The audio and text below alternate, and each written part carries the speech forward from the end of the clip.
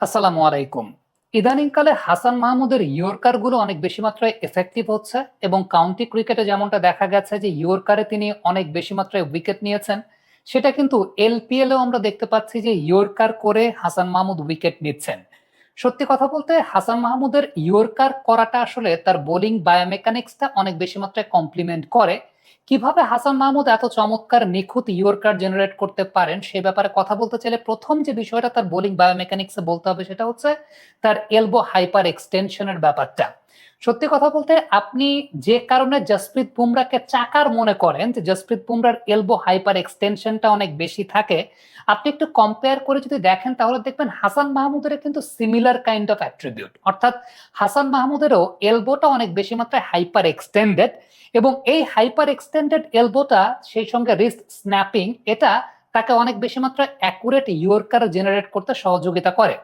প্রয়াত জ্যাকি স্যারের সাথে একবার এই ব্যাপারটা নিয়ে আমার কথা হচ্ছিল এবং সেখানে তিনি এই পয়েন্টেই মেনশন করেছিলেন এবং স্যারই আসলে বিষয়টা আমাকে সবার আগে ধরিয়ে দিয়েছিলেন যে দেখবা হাসান মাহমুদের এলবোটা অনেক বেশি মাত্রায় হাইপার এক্সটেন্ডেড।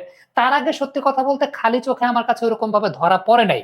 স্যার বলার পরেও, আল্লাহ স্যারকে বেহেশত নসিব করুক, স্যার বলার পরে আমি যখন মিলিয়ে দেখলাম তখন দেখলাম যে হাসান মাহমুদের যে এলবোর হাইপার এক্সটেনশনটা সেটা অনেকটাই জসপ্রীত বুমরার সঙ্গে মিলে যায় এবং এই ধরনের এলবো হাইপার এক্সটেনশন যাদের থাকে তারা অনেক ভালো ইয়র্কার জেনারেট করতে পারেন যদি তারা ঠিকঠাক মতো প্র্যাকটিসটা করেন। ইভেন আপনি যদি শোয়েব আক্তারের ব্যাপারেও চিন্তা করেন, শোয়েব আক্তারও কিন্তু এরকম হাইপার এক্সটেন্ডেড এলবো ছিল যেটা তাকে অনেক বেশি মাত্রায় গতি এবং ইয়র্কার জেনারেট করতে সহযোগিতা করত এবং তার রিস্ট স্ন্যাপিংটা, হাসান মাহমুদের কথা বলছি, রিস্ট স্ন্যাপিংটা বলটাকে আসলে রাইট মোমেন্টে ডিপ করতে সহযোগিতা করে।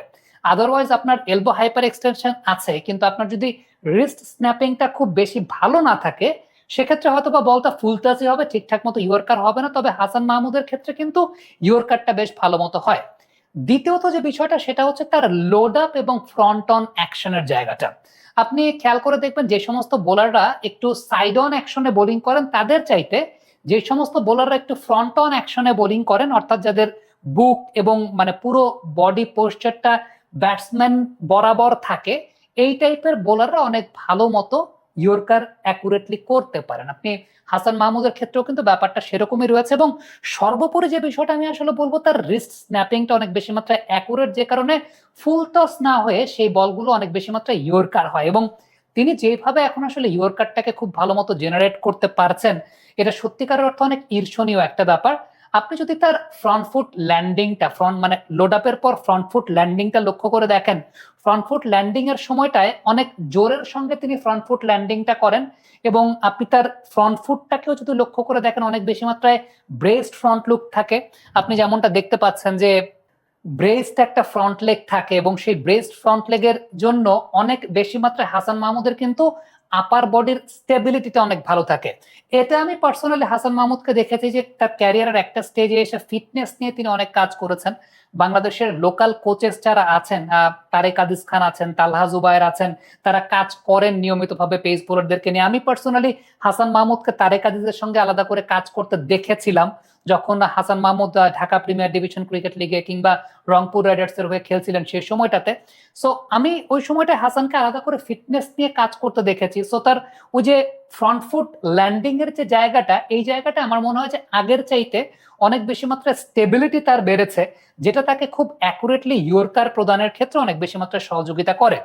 আরেকটা খুব গুরুত্বপূর্ণ ব্যাপার আমি যেটা বলবো সেটা হচ্ছে হাসান মাহমুদের নন বোলিং আর্মের ব্যবহারটা। আপনি দেখবেন যে তার নন বোলিং আর্মটা কিন্তু অনেক ওপরের থেকে আসে এবং অনেক জোরের সঙ্গে নিচে হিট করে এবং নন বোলিং আর্মটা কিন্তু অনেক ইম্পর্টেন্ট আপনি যদি অ্যাকুরেটলি ইয়র্কার করতে চান। আমরা পেস বোলারদের ক্ষেত্রে দুটা বিষয় নিয়ে আসলে অনেক বেশি মাত্রায় কথা বলি, সেটা হচ্ছে মানে বোলিং আর্ম যতটুকু কার্যকরী তার চাইতে নন বোলিং আর্মটা কিন্তু আরো অনেক বেশি মাত্রায় কার্যকরী হতে পারে। বিশেষ করে আপনি যদি নন বোলিং আর্মটা আপনার দেখা গেল যে প্রপারলি ওপর থেকে নিচে হিট করছে না, ওই সময়টাই কিন্তু আপনি আপনার অ্যাকুরেসি কিংবা আপনি আপনার গতির যে জায়গাটা সে গতির জায়গাটা ঠিকঠাক মতো পাবেন না। এবং হাসানকে আমরা জানি যে সবসময় তিনি আপরাইট সিমে বোলিং করে থাকেন এবং তার আপরাইট সিম কিংবা সিমের যে রিপ্রেজেন্টেশন সেটা কিন্তু খুবই সুন্দর এবং যেটা তার অনেক বেশি মাত্রায় হেল্প করে। সর্বশেষ যে বিষয়টা বলবো সেটা হচ্ছে যেহেতু হাসান মাহমুদের hyper extended elbow, that means তার লেট রিলিজ পয়েন্ট আছে।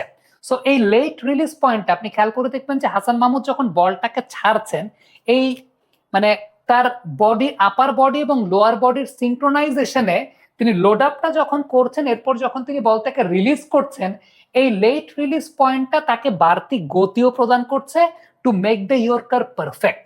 সো এখন আমরা হাসানকে আসলে যেভাবে দেখছি যে ইয়র্কারটাকে অনেক বেশি মাত্রায় তিনি জেনারেট করতে পারছেন, এর পেছনে অন্যতম বড় কারণটা তার বোলিং বায়োমেকানিক্স তো আছেই, হাইপার এক্সটেন্ডেড এলবো যেটা আমি বলছিলাম। তার সঙ্গে সঙ্গে বলতে হবে যে মাঝের এই সময়টাতে হাসান মাহমুদ আসলে ইনজুরি থেকে রিকভারি করার সঙ্গে সঙ্গে ফিটনেস নিয়েও বেশ ভালো কাজ করেছেন। ফিটনেস নিয়ে কাজ করাটা তাকে বাড়তি একটা উদ্দীপনার সঙ্গে ইয়র্কার গুলো অনেক ভালো মতো জেনারেট করার ক্ষমতা দিচ্ছে, যেটা এই সময়টাতে আমরা তাকে অনেক পিকে দেখতে পাচ্ছি যে ইয়র্কারটাকে অনেক ভালো মতো তিনি অ্যাকুরেটলি করতে পারছেন। সো ডেফিনেটলি এটা আল্লাহ রাব্বুল আলমিনের কাছে দোয়া থাকবে যে হাসান মাহমুদ তার ক্যারিয়ারের এই যে স্টেজটা যেখানে তিনি ইয়র্কার খুব ভালো মতো জেনারেট করতে পারছেন, ফিটনেস লেভেল ওয়াইজ তিনি এইভাবেই থাকবেন। অর্থাৎ হাসান মাহমুদেরও এলবোটা অনেক বেশি মাত্রায় হাইপার এক্সটেন্ডেড, এবং এই হাইপার এক্সটেন্ডেড এলবোটা সেই সঙ্গে রিস্ট স্ন্যাপিং, এটা তাকে অনেক বেশি মাত্রায় অ্যাকুরেট ইয়র্কার জেনারেট করতে সহযোগিতা করে। প্রয়াত জ্যাকি স্যারের সাথে একবার এই ব্যাপারটা নিয়ে আমার কথা হচ্ছিল এবং সেখানে তিনি এই পয়েন্টটাই মেনশন করেছিলেন, এবং স্যারই আসলে বিষয়টা আমাকে সবার আগে ধরিয়ে দিয়েছিলেন যে দেখবা হাসান মাহমুদের এলবোটা অনেক বেশি মাত্রায় হাইপার এক্সটেন্ডেড। তার আগে সত্যি কথা বলতে খালি চোখে আমার কাছে ওরকম ভাবে ধরা পড়ে নাই। স্যার বলার পরেও, আল্লাহ স্যারকে বেহেশত নসিব করুক, স্যার বলার পর আমি যখন মিলিয়ে দেখলাম, তখন দেখলাম যে হাসান মাহমুদের যে এলবোর হাইপার এক্সটেনশনটা, সেটা অনেকটাই জসপ্রীত বুমরার সঙ্গে মিলে যায়, এবং এই ধরনের এলবো হাইপার এক্সটেনশন যাদের থাকে তারা অনেক ভালো ইয়র্কার জেনারেট করতে পারেন যদি তারা ঠিকঠাক মতো প্র্যাকটিসটা করেন। ইভেন আপনি যদি শোয়েব আক্তারের ব্যাপারেও চিন্তা করেন, শোয়েব আক্তারও কিন্তু এরকম হাইপার এক্সটেন্ডেড এলবো ছিল যেটা তাকে অনেক বেশি মাত্রায় গতি এবং ইয়র্কার জেনারেট করতে সহযোগিতা করত, এবং তার রিস্ট স্ন্যাপিংটা, হাসান মাহমুদের কথা বলছি, রিস্ট স্ন্যাপিংটা বলটাকে আসলে রাইট মোমেন্টে ডিপ করতে সহযোগিতা করে। আদারওয়াইজ আপনার এলবো হাইপার এক্সটেনশন আছে, কিন্তু আপনার যদি রিস্ট স্ন্যাপিংটা খুব বেশি ভালো না থাকে, সেক্ষেত্রে হয়তো বা বলটা ফুল টাচই হবে, ঠিকঠাক মতো ইয়র্কার হবে না। তবে হাসান মাহমুদের ক্ষেত্রে কিন্তু ইয়র্কারটা বেশ ভালো মতো হয়। দ্বিতীয়ত যে বিষয়টা সেটা হচ্ছে তার লোড আপ এবং ফ্রন্ট অন অ্যাকশনের জায়গাটা। আপনি খেয়াল করে দেখবেন যে সমস্ত বোলাররা একটু সাইড অন অ্যাকশনে বোলিং করেন, তাদের চাইতে যে সমস্ত বোলাররা একটু ফ্রন্ট অন অ্যাকশনে বোলিং করেন, অর্থাৎ যাদের বুক এবং মানে পুরো বডি পোস্টারটা ব্যাটসম্যান বরাবর থাকে, এই টাইপের বোলাররা অনেক ভালো মতো ইয়র্কার অ্যাকুরেটলি করতে পারেন। আপনি হাসান মাহমুদের ক্ষেত্রেও কিন্তু ব্যাপারটা সেরকমই রয়েছে, এবং সর্বোপরি যে বিষয়টা আমি আসলে বলবো, তার রিস্ট স্ন্যাপিংটা অনেক বেশি মাত্রায় অ্যাকুরেট, যে কারণে ফুল টস না হয়ে সেই বলগুলো অনেক বেশি মাত্রায় ইয়র্কার হয়। এবং তিনি যেভাবে এখন আসলে ইয়র্কারটাকে খুব ভালো মতো জেনারেট করতে পারছেন, এটা সত্যিকারের অর্থে অনেক ঈর্ষণীয় একটা ব্যাপার।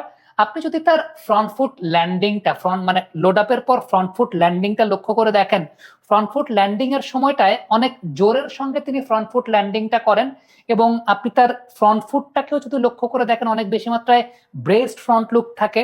আপনি যেমনটা দেখতে পাচ্ছেন যে ব্রেসড একটা ফ্রন্ট লেগ থাকে, এবং সেই ব্রেসড ফ্রন্ট লেগের জন্য অনেক বেশি মাত্রায় হাসান মাহমুদের কিন্তু আপার বডির স্টেবিলিটিটা অনেক ভালো থাকে। এটা আমি পার্সোনালি হাসান মাহমুদকে দেখেছি যে তার ক্যারিয়ারের একটা স্টেজে এসে ফিটনেস নিয়ে তিনি অনেক কাজ করেছেন।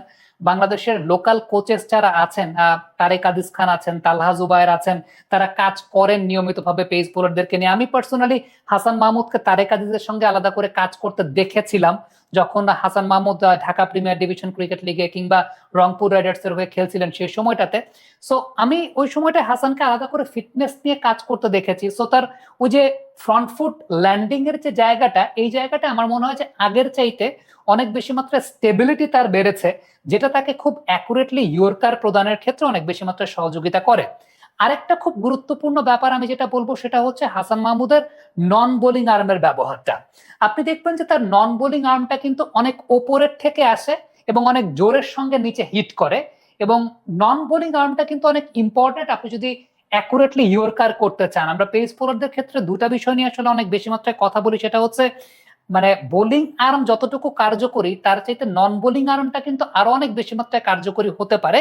বিশেষ করে আপনি যদি নন বোলিং আর্মটা আপনার দেখা গেল যে প্রপারলি ওপর থেকে নিচে হিট করছে না, ওই সময়টাই কিন্তু আপনি আপনার অ্যাকুরেসি কিংবা আপনি আপনার গতির যে জায়গাটা, সে গতির জায়গাটা ঠিকঠাক মতো পাবেন না। এবং হাসানকে আমরা জানি যে সবসময় তিনি আপরাইট সিমে বোলিং করে থাকেন এবং তার আপরাইট সিম কিংবা সিমের যে রিপ্রেজেন্টেশন সেটা কিন্তু খুবই সুন্দর এবং যেটা তার অনেক বেশি মাত্রায় হেল্প করে। সর্বশেষ যে বিষয়টা বলবো সেটা হচ্ছে, যেহেতু হাসান মাহমুদের hyper extended elbow, that means তার লেট রিলিজ পয়েন্ট আছে। সো এই লেট রিলিজ পয়েন্ট আপনি খেয়াল করে দেখবেন যে হাসান মাহমুদ যখন বলটাকে ছাড়ছেন, এই মানে তার বডি, আপার বডি এবং লোয়ার বডির সিঙ্ক্রোনাইজেশনে তিনি লোড আপটা যখন করছেন, এরপর যখন তিনি বলটাকে রিলিজ করছেন, এই লেট রিলিজ পয়েন্টটা তাকে বাড়তি গতিও প্রদান করছে to make the yorker perfect. So এখন আমরা হাসানকে আসলে যেভাবে দেখছি যে ইয়র্কারটাকে অনেক বেশি মাত্রায় তিনি জেনারেট করতে পারছেন, এর পেছনে অন্যতম বড় কারণটা তার বোলিং বায়োমেকানিক্স তো আছেই, হাইপার এক্সটেন্ডেড এলবো যেটা আমি বলছিলাম। তার সঙ্গে সঙ্গে বলতে হবে যে মাঝের এই সময়টাতে হাসান মাহমুদ আসলে ইনজুরি থেকে রিকভারি করার সঙ্গে সঙ্গে ফিটনেস নিয়েও বেশ ভালো কাজ করেছেন। ফিটনেস নিয়ে কাজ করাটা তাকে বাড়তি একটা উদ্দীপনার সঙ্গে ইয়র্কার গুলো অনেক ভালো মতো জেনারেট করার ক্ষমতা দিচ্ছে, যেটা এই সময়টাতে আমরা তাকে অনেক পিকে দেখতে পাচ্ছি যে ইয়র্কারটাকে অনেক ভালো মতো তিনি অ্যাকুরেটলি করতে পারছেন। সো ডেফিনেটলি এটা আল্লাহ রাব্বুল আলমিনের কাছে দোয়া থাকবে যে হাসান মাহমুদ তার ক্যারিয়ারের এই যে স্টেজটা যেখানে তিনি ইয়র্কার খুব ভালো মতো জেনারেট করতে পারছেন, ফিটনেস লেভেল ওয়াইজ তিনি এইভাবেই থাকবেন। যেহেতু ফ্রন্ট অন অ্যাকশনে তিনি বোলিং করে থাকেন, ল্যাটারাল ফ্লেকশনটা অন্য বোলারদের চাইতে আসলে কম। ল্যাটারাল ফ্লেকশন বলতে বোঝায় আসলে বলটাকে রিলিজ করার সময় বডিটা যতটুকু মানে এদিকে সরে যায়, সেই জায়গাটা হাসান মাহমুদের অন্য বোলারদের চাইতে কম। সো আমার কাছে মনে হয় যে এটাকে ম্যানেজ করে যদি তিনি আসলে ঠিকঠাক মতো তার ক্যারিয়ার স্প্যানটাকে লম্বা করতে পারেন, সেক্ষেত্রে বাংলাদেশের জন্য অনেক উপকারী একটা ফ্যাক্টর হাসান মাহমুদ হতে যাচ্ছেন। কমেন্ট বক্সে আপনার মন্তব্য, মতামত জানতে চাই, লিখে পাঠাবেন।